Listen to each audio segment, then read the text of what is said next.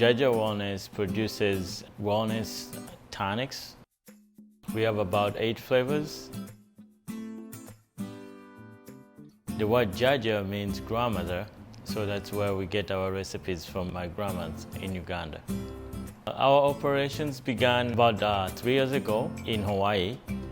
We started a small company, and in Minnesota the operation started in 2018. The process of making our product is we order our ingredients and then we inspect it. We see if it's organic, if it says there, and if we have a certificate. Personally, I believe when you source really good ingredients, there is a good chance you're gonna end up with a good product. We pack them, we bring them to the kitchen, mix our product. If we have to pound some, we pound some. Anything that grows on the ground, based on my grandma's knowledge, you have to boil it so you can get those nutrients out. And that's why you see we boil this the same way she used to do.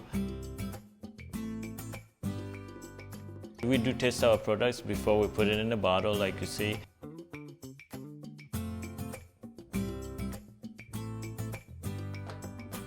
And then we connect the tube from the CO2 that helps us pump the juice into the bottles.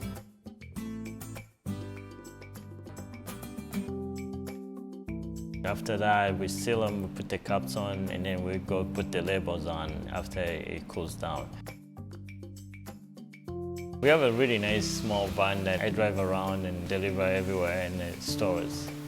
Some of our goals as a business is to help a lot of people who are onto that journey of trying to be healthy and eat better. But also we want to get in stores, and that's how we're going to reach those people. Whether we fail or we succeed in business, to try to get people try something new that helps them in their body and feel better.